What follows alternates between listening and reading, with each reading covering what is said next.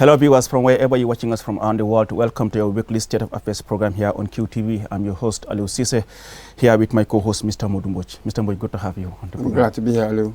Thank you very much, Mr. Mbodj. Well, it's barely more than a week since Gambians went to the polls to vote for the mayoral and area council chairman in the country. And as we already know, I mean, it's more of a tight race 4-4 between the ruling National People's Party and the main opposition party, that's the United Democratic Party.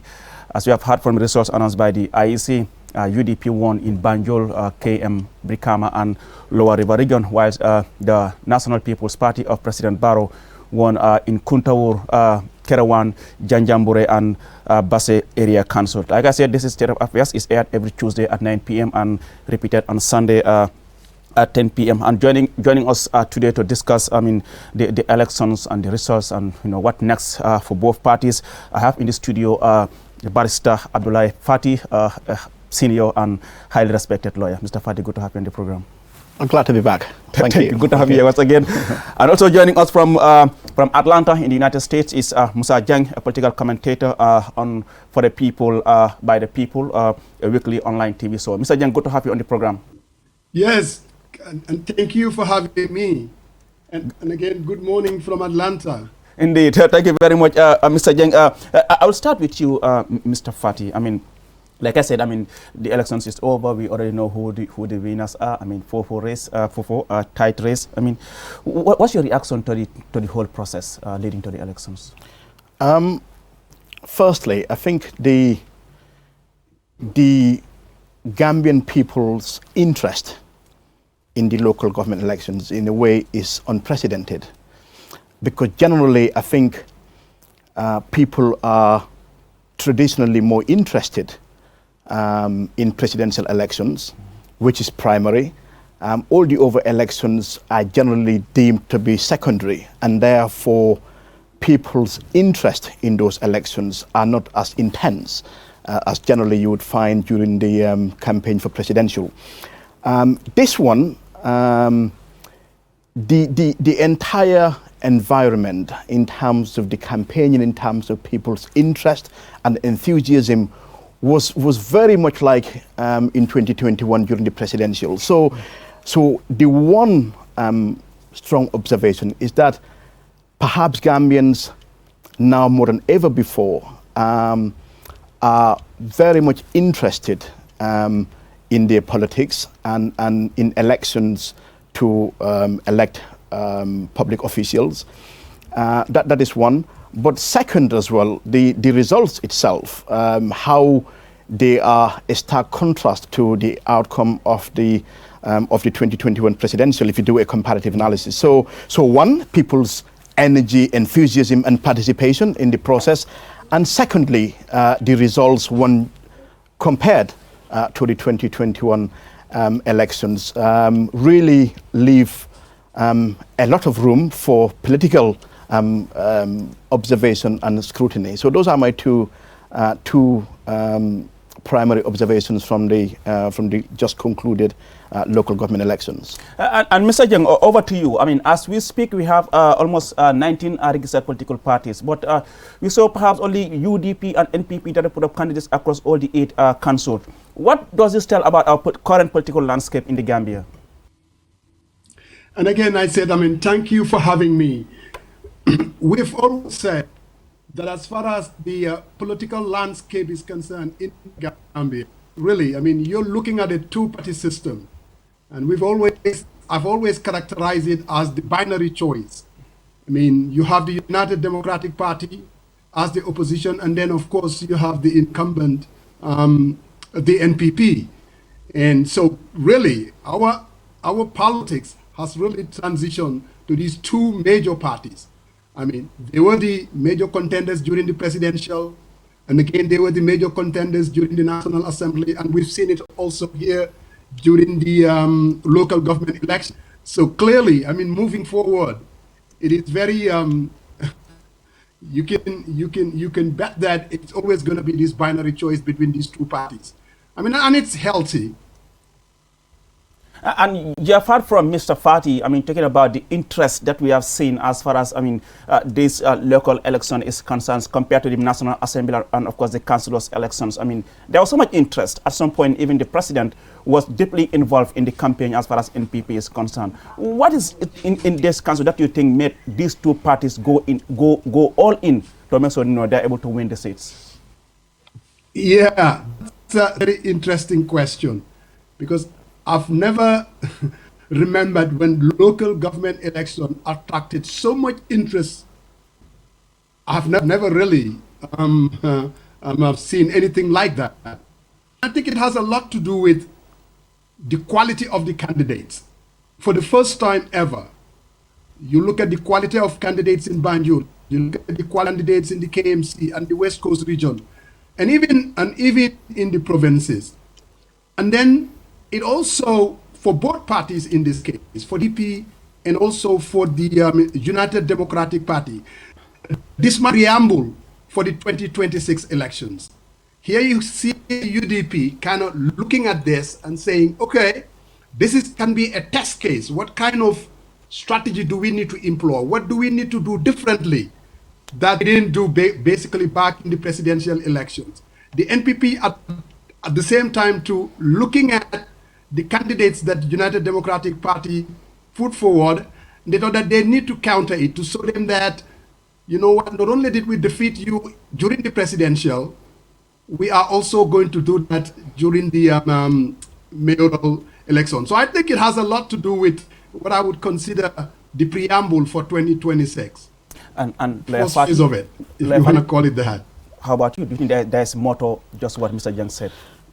Absolutely. I think the reason why the president and to a large extent cabinet members of Gambia's foreign mission who were deployed during the elections to participate in local campaigning, I think because in a way, so far as the incumbent is concerned, I think this was largely a referendum on the popularity of the government, and whether perhaps there was going to be a repeat of 2021. So this was significantly a referendum.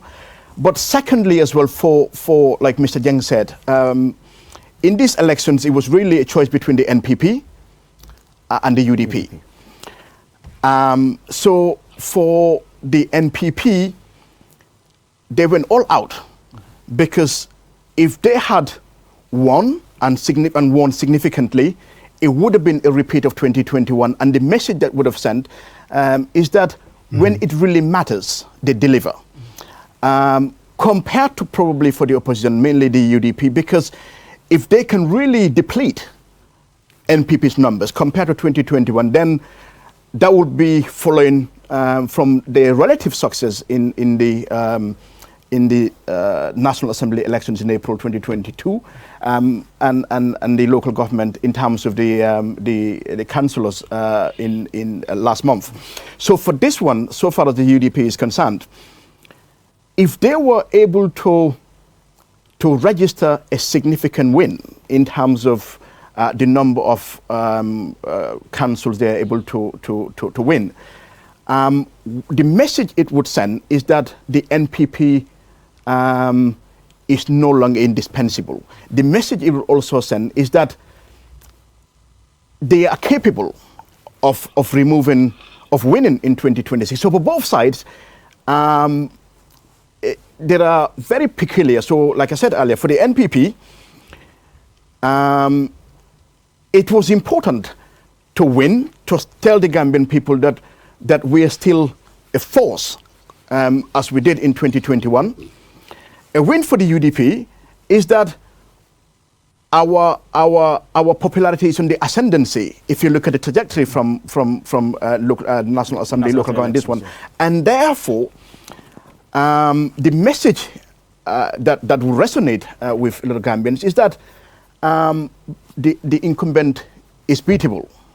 And I think in terms of the psychology, the political psychology among the population, that was important. So I think that was why this was seen almost as a rehearsal. Hence, both sides were heavily invested in these elections. Mr. Butch? Just a couple of questions there. Mr. Fati, Mr. Jeng there, Sergeant, he had offered us reasons why he thought that people showed so much interest, and you are correct. But I would love to know your reasons. I mean, the last mayoral and chairmanship election, there was like 29% turnout. This one is substantially higher. Why do you think people have taken interest in this? Because the political environment in 2018 is completely different to the environment in 2023.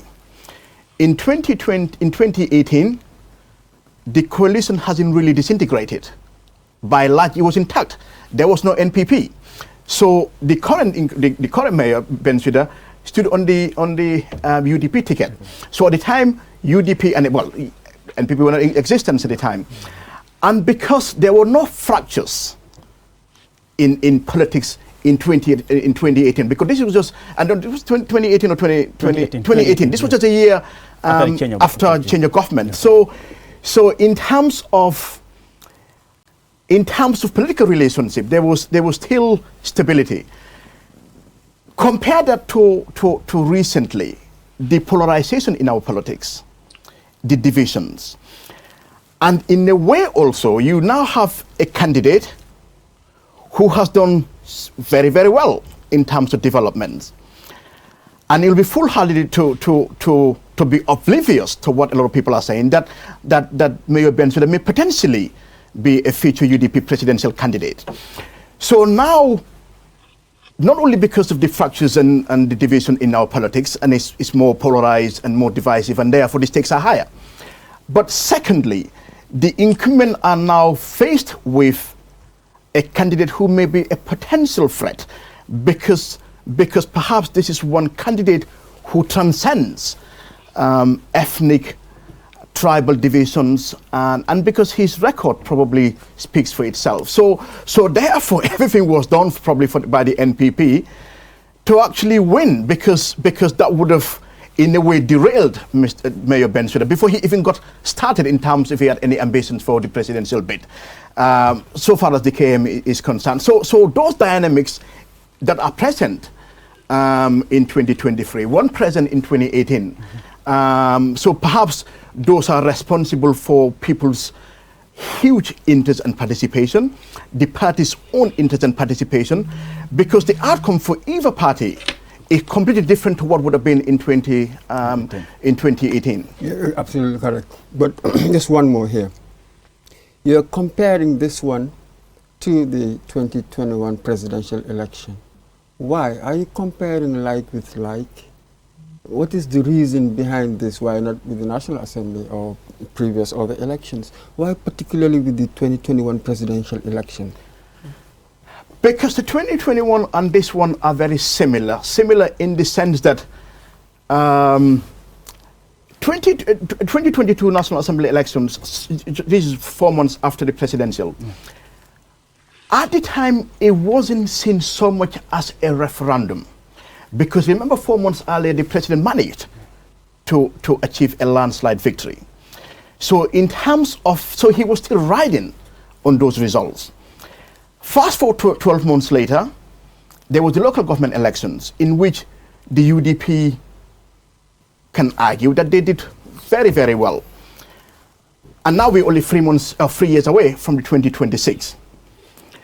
The caliber of the candidates, the high-profile nature of the candidates in these elections compared to, for example, the National Assembly. You didn't have Rohey Malick Lowe, for example. That is a heavyweight in the capital, in Banjul.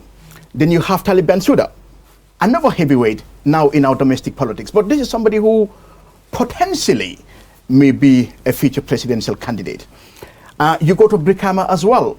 Yankuba Dabo, who is also has a high-profile name in our politics.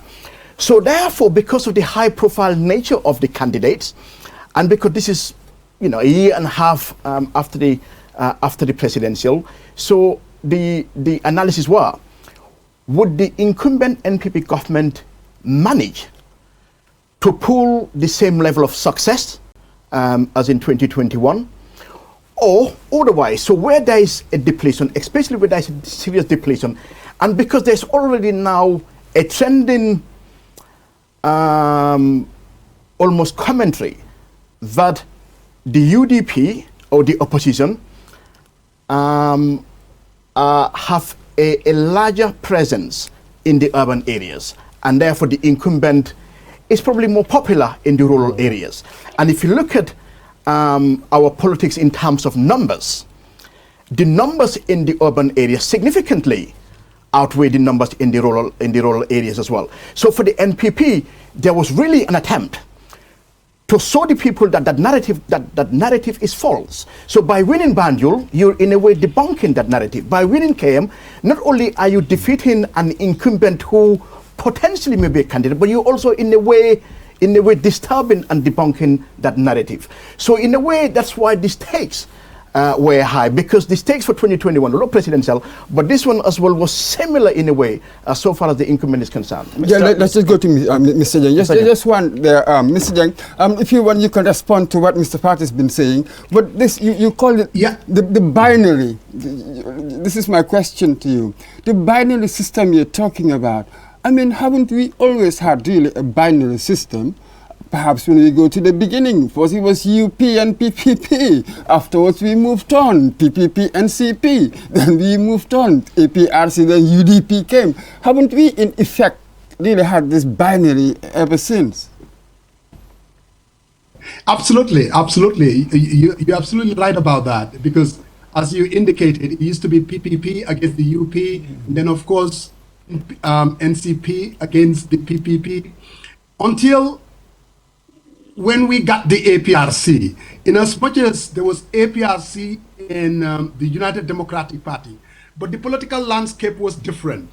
But democracy was questionable. So for the first time, I mean, we realized that, yes, there is a binary, but also Gambians are free. Elections are being held and perceived to be free and fair. So it's a totally different dynamics. If I could comment on, because Mr. Fati is zeroing into something that I think I really want to comment on that. And it has a lot to do with, after the 2021 elections, an MPP basically won by a landslide, and then we got the National Assembly elections.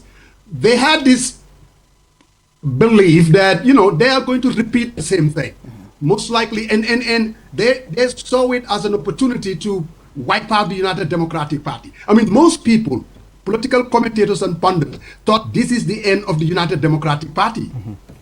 Now, the UD came back during the National Assembly elections, and they did better than expected. Now, what the NPP was trying to do now was like, we're not going to allow these people to repeat this during the local governments. And then there is this expectation, and the president himself nationalizing a local government election for the first time, going out there.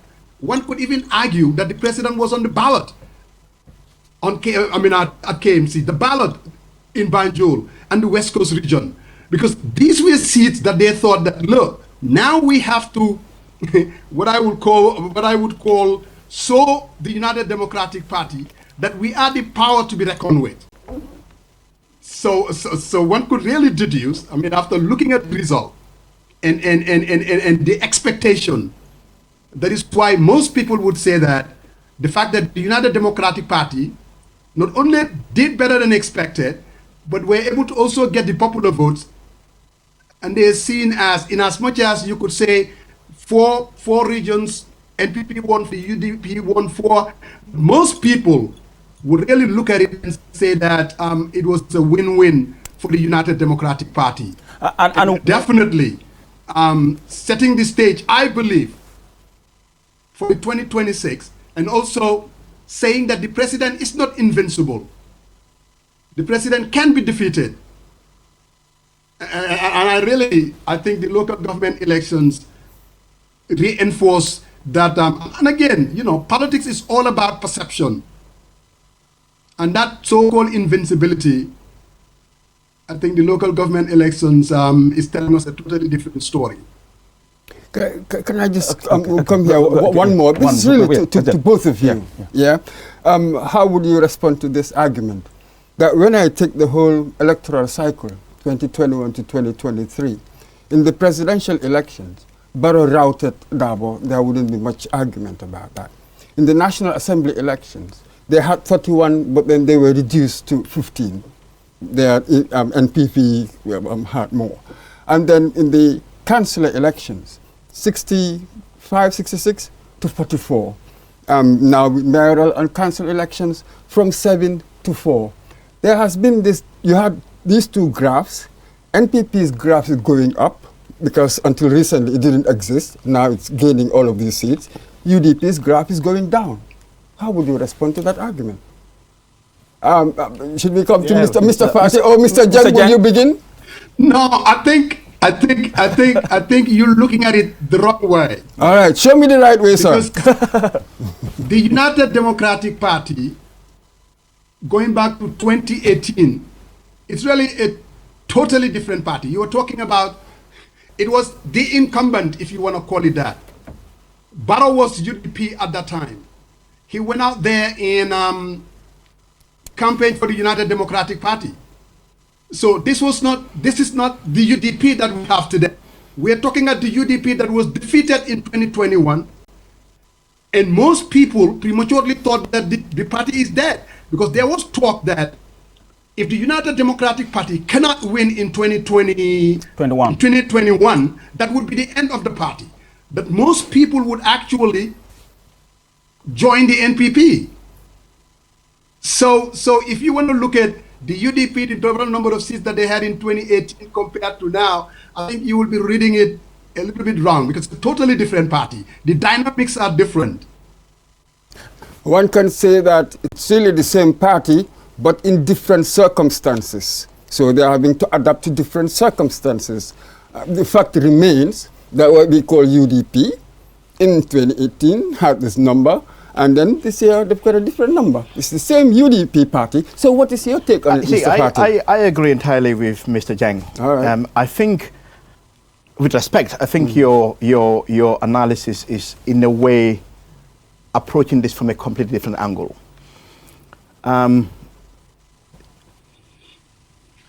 The political terrain and landscape in 2018, 2017, 2018, and in a way even beginning of 2019 is completely different to 2023 or 2022. Remember, if you want to look at it like Mr. Jang said, I think the analysis has to be the NPP as at the time of the elections in 2021 to be the yardstick, as opposed to 2018, because 2018 the UDP was one, but remember there was a split. Half of that party, or a quarter of it, actually moved, divorced to set up what is now the NPP. So that complete entity, the NPP, that complete entity you had 2018 no longer exists, even though the UDP remains. But remember, there is a fracture. There's been a divorce. So it has taken numbers. But I like the analysis by Mr. Jang, because remember when we went to the polls in December 2021, if you look at the crowds by the UDP, the numbers and everything, all of us assumed that it was going to be a very, very, very tight race. That the margins, whoever was going to win, the margins were going to be very, very small, almost insignificant numbers that was going to separate the NPP and the UDP. But what the NPP achieved on the night of the 4th of December 2021 was to almost dismantle the UDP. The numbers were outrageous, ridiculous in terms of what Barrow was able to pull in the West Coast region, in some of the heartlands of the traditional UDP basis. So shortly after the December 2021 elections, a lot of us assumed that that the UDP was seriously, almost fatally wounded. Not fatal, but fatally wounded. That was the assumption. So the assumption was, how do they revive themselves? That even if they were able to get just a few seats in the National Assembly, in a way, it will be showing that, well, they are dead, but not completely dead. So to poll 14 or 15 National Assembly seats was actually a lot more than a lot of us had actually anticipated. Exactly. In comparison to the 2021 results. Because remember, 4 months earlier, they were almost dead and buried. So moving away from that, then there was this almost like a jolt. Hang on a minute, we thought they were dead, but it looks like they're still breathing, albeit that they're breathing slowly. So in a way, UDP managed to maintain that momentum going into the 2021 election. But remember, the incumbent generally has all the machinery and the resources. Yes, I just want to comment here, Mr. Jeng. I mean, like Mr. Mbok said, in 2021 presidential elections, we saw the president, like he put it, routed UDP, like he puts it. But if you follow the trend from then to now, follow the parliamentary election, I mean, NPP from Kalaji to Banjul won only 1 seat in the parliamentary election. That was all Union constituency. You come to the council's election in the whole of West Coast region, they won only two wards. In KM, only 3. Banjul, 7. It seems the trend that NPP had gained in the presidential election is going down. What do you think is responsible for this?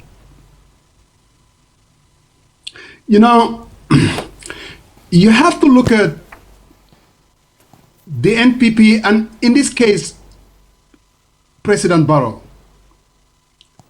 Going back to 2016, President Barrow won an election. He was an unknown.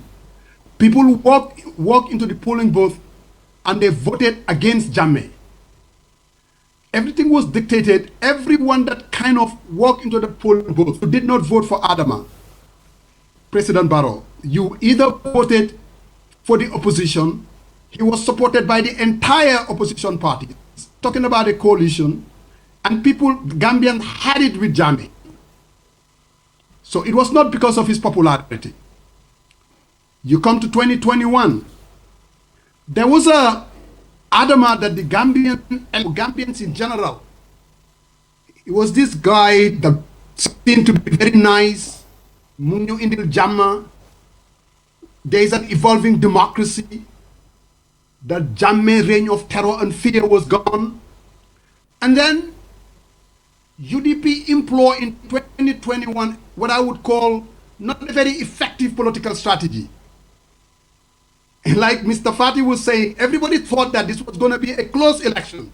In fact, people thought that UDP was going to win. We all saw the massive, crowds all over the place. It turned out a landslide victory for Barrow and NPP. But most of the voters, they voted against the United Democratic Party, unfortunately. Not because of that they voted for President Barrow. So Barrow's popularity and the NPP is highly exaggerated.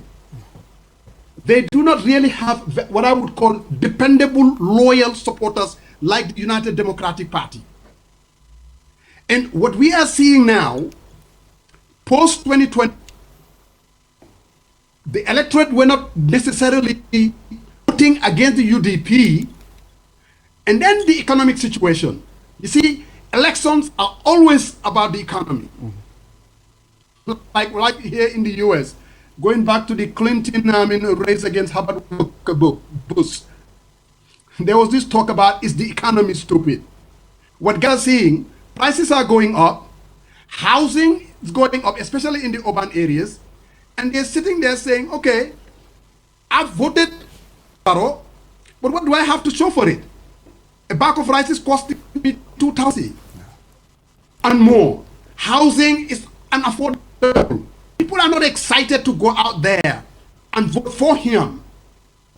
So what you have here now, he is contesting against a UDP that is basically their supporters are so loyal. I mean, they went out there and then they vote for their candidates. Are you saying, to answer your question, yeah, what is this showing is NPP needs to go back to the drawing board and really look at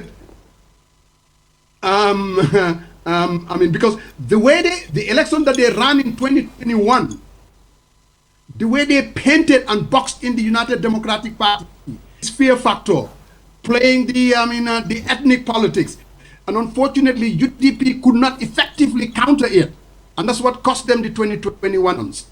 And I don't think it can work in 2026 because UDP has already, looking at the kind of the strategy that they employ in the National Assembly during the local government elections, it's a totally different strategy. 2021, they allowed, let's say, Rohima Diglo to run her own campaign. They allow Talib Bensouda to run his own campaign, and that made all the difference. You talk about Again, I am thinking it's a question of NPP has a problem. They really do. You said they have a problem. You talk about the economy and other issues that you think people voted against. I mean, but in rural Gambia, the party is doing well. Why is that the case here? You know, it's a different look. In the real Gambia, there are things that the president is doing. I mean, let's be honest, especially this road construction and infrastructure. Man, I'm from the Kaur area. You know, and they've seen roads that they haven't seen before. You go to Basse, they haven't seen before. Yes, they understand that things are hard, but you know, I don't wanna say that they're not well informed voters, but then the dynamics are different. You're talking about the alcalos, you're talking about the governors, you're talking about the chiefs, you're talking about the opinion leaders. They have a tendency not to vote against the government because for them, voting against they're voting against their interests. In the urban area, it's a totally different ball game. They see things totally differently. The people that voted for Barrow during 2021 elections, like I said, these are not NPP supporters. These are not Barrow supporters. They were not excited to go back and vote for President Barrow. For what? Because he hasn't really done anything for them. Thank you very much. That's where the difference is. Thank you very much, Musa Jang, who is joining us from Atlanta in the United States of America, and lawyer Abdullah Fati here in the studio. Mr. Moit, viewers, you reminded you're watching State of Affairs here on QTV. We'll go with a short break, and when we return, discussion continues. Do stay tuned. Espas Motors is the largest and most modern auto service in the Gambia. Espas Motors is the only authorized dealer in Chevy,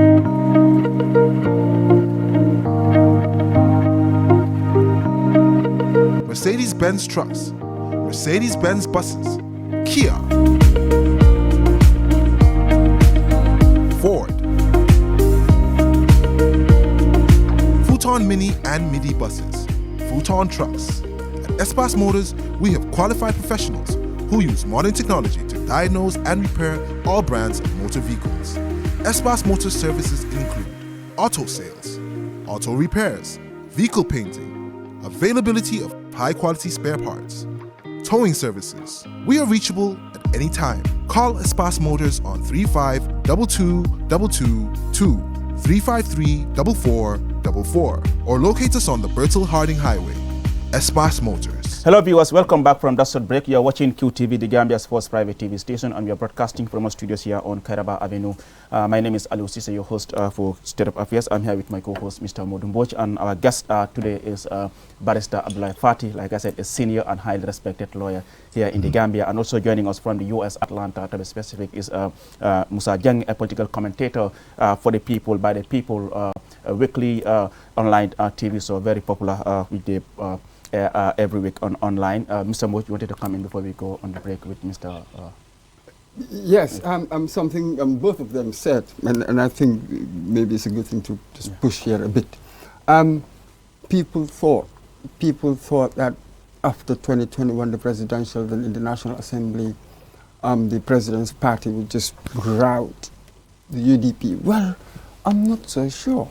We spoke to a lot of political commentators who were like, it's really not safe to use one set of elections to judge another.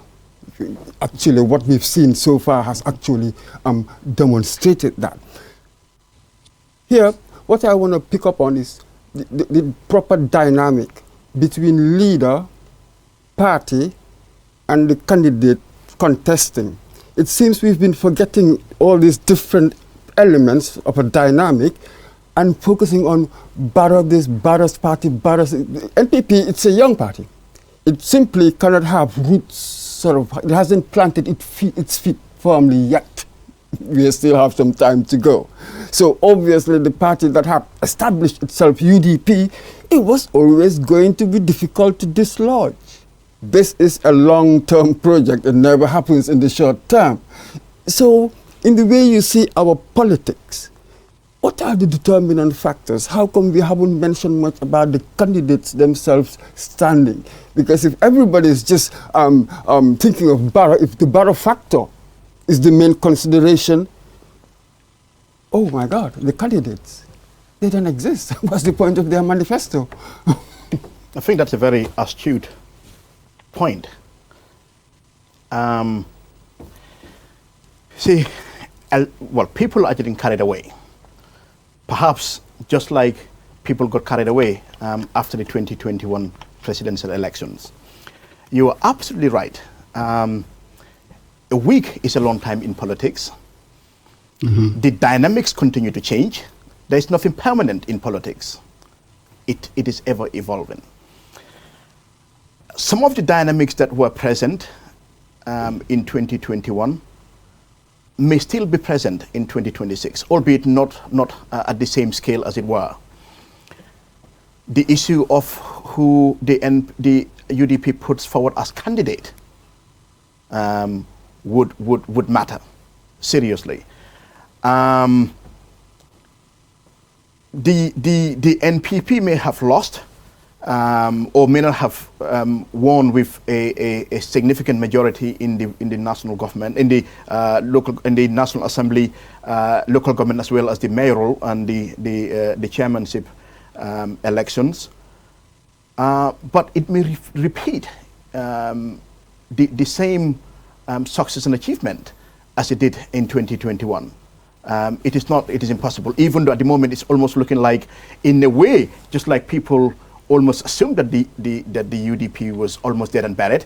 People are almost assuming that Barrow's defeat is almost inevitable.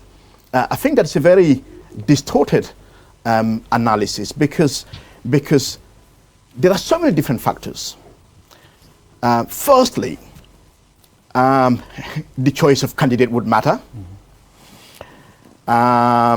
because maybe if certain individuals are chosen to be flag bearers, certain traditional stereotype would remain, and certain electorate would latch into these things. We have to be honest about these things. But at the same time as well, if the UDP puts forward a certain kind of candidate, maybe that argument can no longer be sustained. And therefore, they may naturally have enhanced their chances for success. So the dynamics may change. The factors are very fluid. And therefore, what happens in 2026 is not conclusive. But away from that, what Mr. Jeng was trying to say is that, you pointed to the NPP, a relatively new party. I do not think you can label the NPP as a party that has a foundational core base. Perhaps you may say they have a constituency, which is the rural Gambia, but I do not think they have a foundational core base. But there's a reason for that. Whether they are able to construct that over the years, they may. But even if they did, I think that will be more artificial rather than natural. But for the UDP, for example, UDP has a foundation, it has a core base. The reason is because it has been here longer, one, and secondly, it has been a victim party. From 1996, from when they were beaten at the Denton Bridge, when they were beaten during the presidential campaign, all of their leaders at one point or other went to prison, as recently as 2016. So therefore, this is a party that has traditionally and historically been subjected to inhumane treatment by the incumbent at the time. And therefore, when people are oppressed, what happens? They come together. Yeah, absolutely. Mr. Jeng, please, I would love to get your views on this dynamic that I'm talking about. But just to demonstrate the point, you mentioned that's the presidential election. He won the urban. But come the national NPP candidate, not quite so much. So it appears as if the president is more popular than the party. This is what I'm trying to bring out. The party hasn't really got any roots. It's just trying to plant its feet. You know, it can barely walk, as it were, still crawling in many ways. So maybe this is what we are seeing in these results. Mr. Jeng, I would love to hear your view on this. I like the way you put it, because to tell you the truth, the party, the president is the party. If you really want to drill down to what the NPP is all about, it's a coalition of, could I say, parties and interest groups. Say you have the NRP, it's part of the NPP. You have the, what I would call the APRC. Because you see, back in 2021, the president, their strategy was, the only way we can defeat the UDP, we have to bring in the APRC, we have to bring in the NRP, and all these other smaller parties, and they formed that coalition. That contributed immensely. And also, you're looking at an incumbent. The NPP's viability, I can assure you that if the press step aside, you would not have an NPP to talk about. Just like the APRC, when Jammeh was gone, you don't really have an APRC. You're talking about an APRC that used to dominate both local, presidential, National Assembly election. What happened? What happened to the APRC? It's because there's no more Jammeh. Just like PPP and Jawara. And all these, I mean, the people that are supposedly that the president actually working with now, they don't really have any political capital. They can't really deliver anything. And the local government elections basically demonstrated that. Bakari could not even deliver Talinding, where he came from. Same thing with Mayor Colley. So these folks don't really have any capital per se. So NPP's viability has a lot to do with the president. That is why in the local government elections, the president took it upon himself and nationalized it and went out there because he knew if he didn't do that, they wouldn't have a chance. Now, I want to say this though. It would be very premature for anybody to think president and the NPP is dead and buried, just like we thought about the UDP. They have been anywhere close to the ICU, nowhere close to that. And you're talking about, if you look at the total number of votes, the gap between the UDP and the NPP, look, it's 15,000 votes. That is nothing. And like Mr. Fati said, in politics, 1 week is a long time. And you're talking about 3 years. And you're talking about the president who can bring stuff to people. And incumbency is still a huge factor. So for the United Democratic Party, and I know they are smart people, they are not gonna, they would be very naive to think that they got this thing in the bag. Candidate selection, Mr. Fati kept coming back to that. It's gonna be the key. And you in any election, you talk about the NPP going back to the drawing. Be very candidate selection can make all the difference. Yes, Mr. Jeng, earlier on you talk about the need for the NPP to go back to the drawing board. I mean, I want to know from you, I mean, what should be the focus of the party now? Because you are saying, okay, it will be nice to think the party is dead. What should be the focus of NPP now from now against 2026? Yeah, because if you really look at the NPP, there is this aura of disunity. We've all heard about the audios from the Sidinjai's supposed camp, and then you have this other camp. In other words, the foundation is shaking. The very coalition of different groups. I mean, they're suspicious of each other. They're not dancing to the same tune. And they have to come back to the drawing board and say, look, if we are going to be successful politically, we all have to basically read from the same handbook. And that's not what they're doing now. and definitely, and again, that is really the basis. Now, as far as the economy is concerned, the president has to be seen. We all know, let's say for instance, inflation pricing up in the Gambia. Prices are going up all over the world, even right here in Atlanta. Electorate needs to see him fighting for them. I think this is very, if the president is seen as injecting himself, because these people don't know about economic policies. You can't tell them, well, we're doing this. It's because of the value of the dollar. See, I mean, they don't understand those things. They have the president that injecting himself, fighting for them. Take, for instance, the electric rates that just went up weeks before the elections.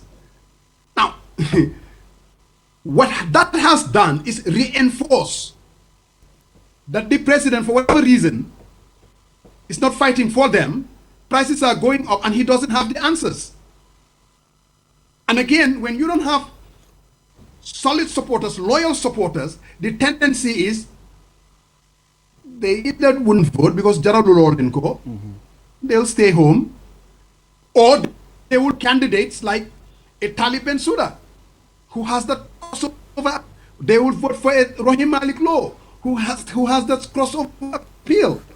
So those are some of the dynamics that is kind of going on. Going back to the drawing board, they have to sing from the, they have to come together and make sure that, they're speaking with one voice, be seen as, and the president also has to go there, basically, and be himself again. You see, there's an Adama that the electorate used to like, Neki Dafaba, Niti Jamala, but when he goes there and some of the things that he's spewing, kind of borrowing from Jammeh's playbook, that's not him. And I don't think that helps. That's not the Adama that people kind of voted for.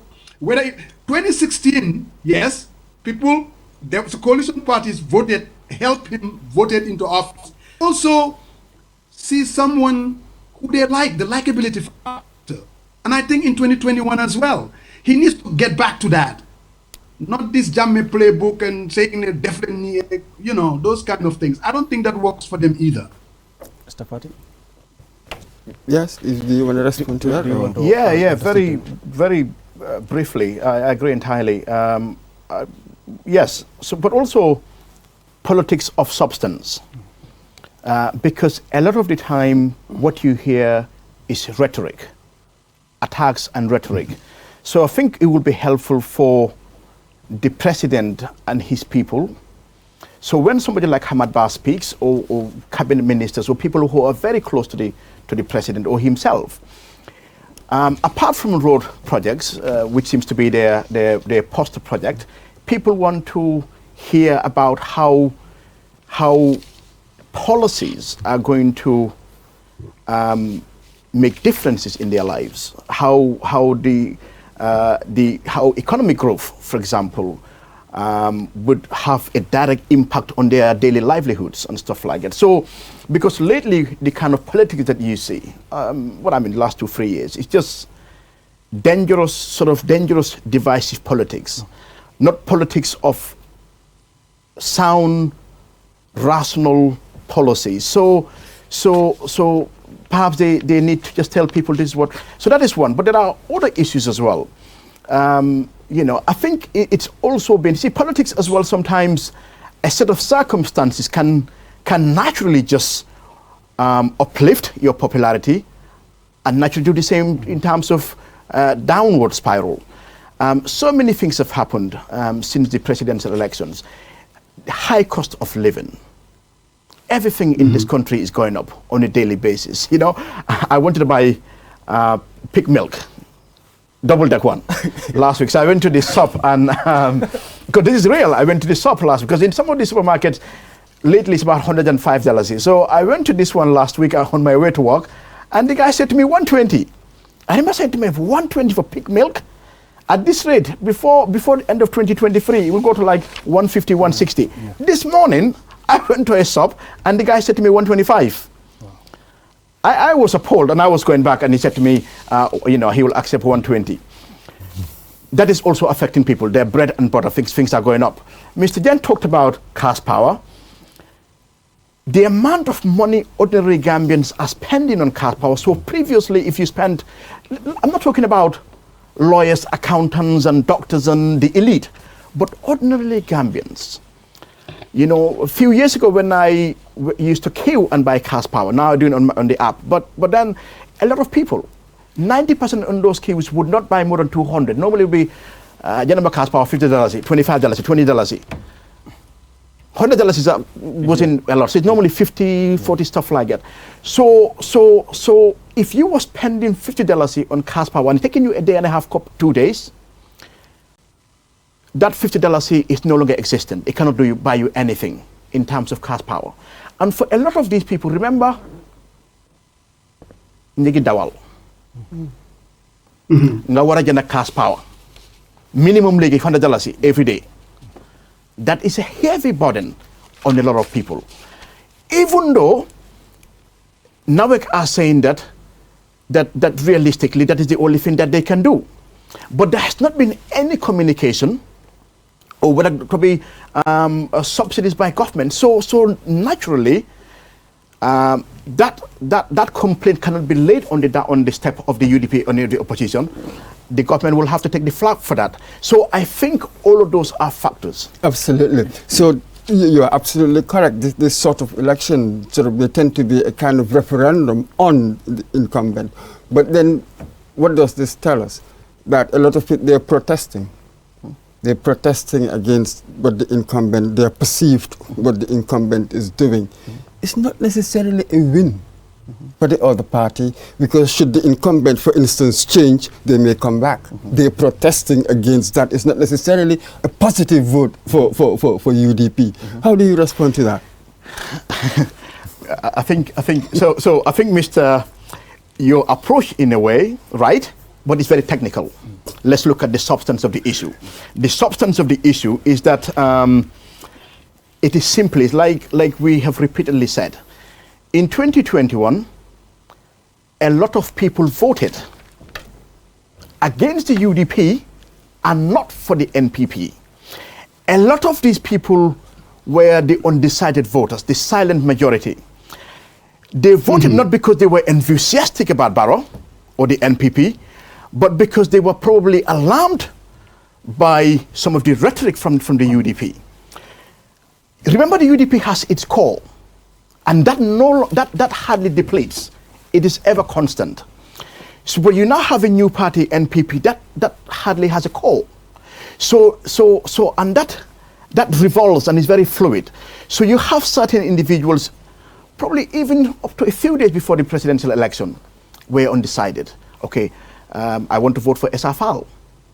I think he's done a tremendous job at the TRRC, but if I vote for him, he's unlikely to win, and therefore it's going to be a waste of my vote. And therefore, but I'm a bit concerned about the UDP because of all the rhetoric and the people associate themselves with. So some of these people voted not because they were members or because they formed part of that foundation. They simply voted. So the association is very fluid. So the same individuals now are back to where they are, undecided. So any measure that affects their livelihoods are going to get them far removed from you. Like you said, yes, if there is a significant change in their circumstances, they may go back. But because there is an absence that core foundation, it doesn't mean that, for example, UDP, the numbers you can say, so UDP lost numbers in the 2021 election because they had a core base. But for the NPP, so because of that lack of core base, you cannot really say it is a win for them, because if you win presidential election, it's numbers, if you win, you win. But I think again, going back to numbers, the margins are very, very small. So ultimately in but again, one of the key lessons to learn from these elections is that previously, generally the incumbent won these elections because generally people voted for the incumbent generally in this election, even the opposition made high numbers.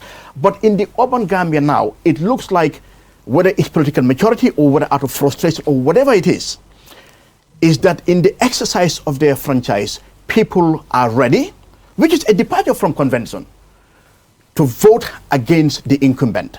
Because until recently, that hasn't always happened. From Jawara's time to Yahya Jammeh, I don't think you will come to a time when the incumbent had lost the capital, had lost KM, had lost West Coast, and the LRR. But even in Kerawan, remember in Kerawan, even there, the margins are relatively small. In Kuntaur at one point. So just to give you an idea. It's quite interesting, but I'm being told, time is up.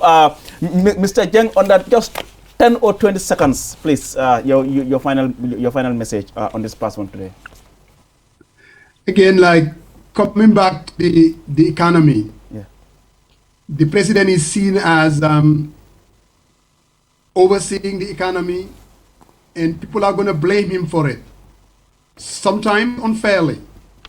Prices going up is a global phenomenon, but unless and until he demonstrates to the Gambian people that he's definitely fighting for them, doing everything, making sure that let him be seen as doing something about it.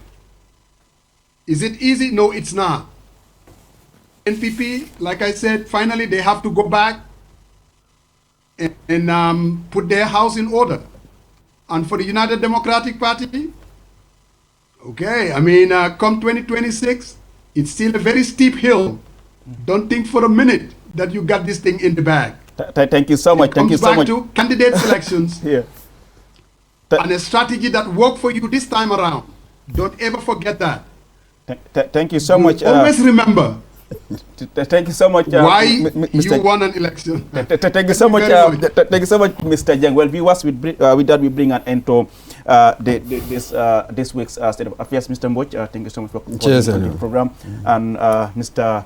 Abdullah Fati, Barrister Fati, thank you so much for coming to the State of Affairs program. And Mr. Jeng, thank you so much for joining us from Atlanta in the United States. It was a pleasure having you on this program, and we hope to have you in our subsequent editions. Once again, thank you so much for watching, viewers. Do join us next week. Until then, bye-bye from me, Alusi, and the entire production team. Ciao.